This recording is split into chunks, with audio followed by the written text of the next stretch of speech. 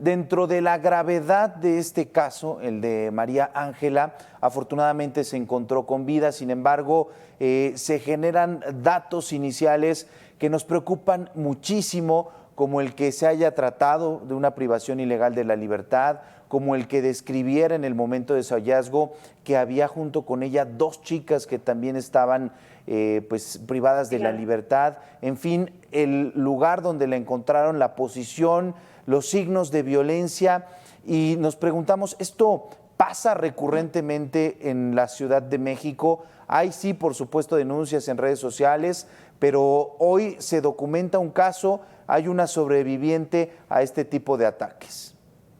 El caso de María Ángela es el reflejo de una sociedad que lamentablemente y de un gobierno que lamentablemente no atiende correctamente los problemas que estamos teniendo las mujeres en este país, porque evidentemente en la Ciudad de México es un tema que hoy se pone a la luz, que se evidencia y que está reflejado también en el Sistema Nacional de Seguridad Pública, en el Secretario Ejecutivo. Los datos hablan de que por lo menos ha aumentado la violencia contra las mujeres en 50% respecto de otros años, y eso concretamente en el año 2022. Y eso, Iván, me parece que refleja la falta de atención y sensibilidad para resolver algunos temas que son fundamentales como la trata de personas. Aquí, en el caso concreto María Ángela, la familia hizo todo un mecanismo de participación en donde, ante la incapacidad del gobierno de la Ciudad de México de poder encontrar, por ejemplo, que todas las cámaras sirvieran, que tú ubicas en dónde estamos y que si no sirve una cámara tienes que encontrar alguna otra. Bueno, pues ese tipo de cuestiones, ese tipo de seguimiento, la familia jugó un papel fundamental. No todas las familias pueden estar en esa misma circunstancia ni reaccionan de la misma manera. Tendríamos que tener cámaras que estuvieran sirviendo, tendríamos que tener lugares en donde, digo, bueno, en el caso concreto del paradero de Indios Verdes y de esta Guardia Nacional que está concretamente en la zona del metro o de áreas ahí cercanas, pues digo, ¿de qué sirven tantos elementos si no están preparados, capacitados para poder atender este tipo de cuestiones, ¿no? Hace falta muchísimo más en un tema como este. Yo celebro que la familia haya actuado con tanta rapidez, pero ojo, aquí el hecho de que la hayan encontrado con vida, de que la hayan encontrado, no que la hayan rescatado, que la hayan encontrado con vida porque la soltaron, habla también justamente de esta movilización que no supieron hacer las autoridades, y eso no quita que haya habido otros delitos que se cometieran en contra de María Ángela, como se cometen diariamente en contra de otras mujeres a las que lamentablemente también encuentran sin vida. Hay que revisar cuál va a ser la atención a una víctima, como a las miles de víctimas que no están siendo atendidas ni se les da seguimiento por parte de las autoridades. Claro, hablabas incluso de la trata de personas y bueno, pues ha habido un modo de operación que tiene que ver con la persuasión, el convencimiento de la víctima a ser parte de algo que desconocen y que bueno, finalmente termina acabando con sus vidas. Pero este caso, con la información que se tiene hasta el momento, nos habla de que la privan de la libertad mediante una técnica extraña ahí de un piquete, la ocultan, la tienen junto a otras mujeres, contra otras niñas, y finalmente, como tú dices, la abandonan con estos signos de violencia. ¿Hay información sobre este modo de operación? Es decir, ¿se tienen otros datos, otras denuncias, quizá no con la víctima identificada, pero que algo similar esté pasando en la Ciudad de México? Sí, claro, en la Ciudad de México especialmente, pero también en el país. De hecho, la Ciudad de México es el segundo lugar más, llamémosle, donde se genera más este tipo de casos. De acuerdo a un informe, te estoy hablando, además, Iván, que ya hay pocos informes, pero desde el 2014 está el informe sobre los datos en donde está el caso concreto de la sustracción de personas o de la privación de personas. Pero déjame señalar un dato. Es cierto que la trata de personas tiene como algunos elementos el tema del convencimiento, pero también está el tema del engaño y también está el tema de la privación de la libertad, es decir, se engancha, se traslada, se capta, se rapta a las personas, y este es uno de los elementos que estamos viendo en el caso concreto de esta jovencita, que por cierto es menor de edad. Y sí, hay algunos elementos que yo venía señalando desde hace mucho tiempo que tienen que ver con la participación del crimen organizado. El crimen organizado está reclutando desde hace ya muchísimos años.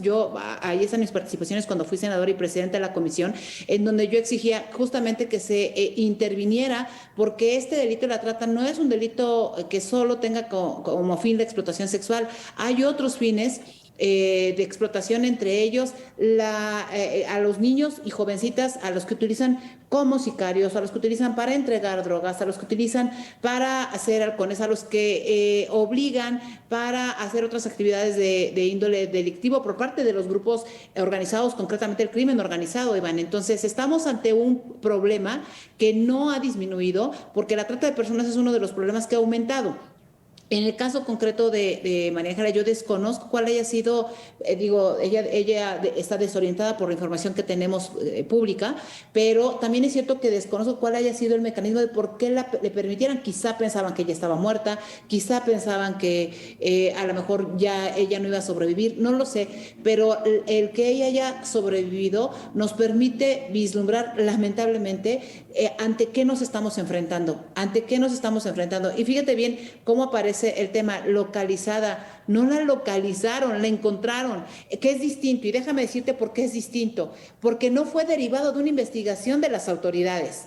Fue derivado de la presión social que hubo, porque este caso se evidenció durísimo. La familia entró y entonces apareció ella porque la soltaron.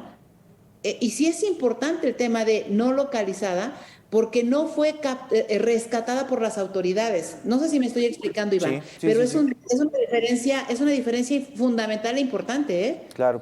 Finalmente, Adriana, la pregunta que todas las personas se hacen: ¿la autoridad tiene la capacidad de esclarecer este caso, llegar hasta las últimas consecuencias, o veremos un caso más en el cual sí, por supuesto, en este momento se atiende, hay esta presión, esta lucha de la familia porque haya justicia, pero que finalmente no se llegue a algo?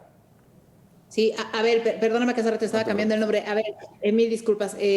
A ver, de lo que nos permite entender este caso con toda tristeza, te lo tengo que decir, es que no existe la capacidad de las autoridades para la investigación de los delitos. Ese es un grave problema que tenemos en México, la investigación de los delitos, entre ellos que tiene que ver con violencia contra las mujeres, este tipo de violencia que se está dando y que se está aumentando. Déjame decirte, reiteraba al principio sobre la importancia de tener los datos del sistema ejecutivo, el secretario ejecutivo del Sistema Nacional de Seguridad Pública, y te estoy hablando que aumentan en más de 50% los delitos contra las mujeres: acoso sexual, trata de personas, violación y violencia intrafamiliar. O sea, imagínate este tipo de cuestiones. La trata está ahí, no se están investigando. Hay un reporte que también se establece con uno de tus colegas que dice con toda claridad que la Fiscalía General de la República y las procuradurías o fiscalías estatales no están siendo capaces de investigar, y de cada 10 carpetas que se aperturan, si acaso 3 medio inician su proceso, y de las cuales solo una termina siendo con alguna sentencia que no necesariamente es condenatoria y que termina con la captura de delincuentes, pero una de 10. Sí, un dato abrumador. Platicamos esta noche con Adriana Dávila, ella es activista y política panista. Estamos hablando de este tema. Muchísimas gracias por estos minutos para Reporte MN. Al contrario, a ver, muchísimas gracias, un gusto estar contigo y con tu auditorio. Muchísimas gracias por estos minutos. Vamos a hacer una pausa aquí en Reporte MN, pero al regresar otra entrevista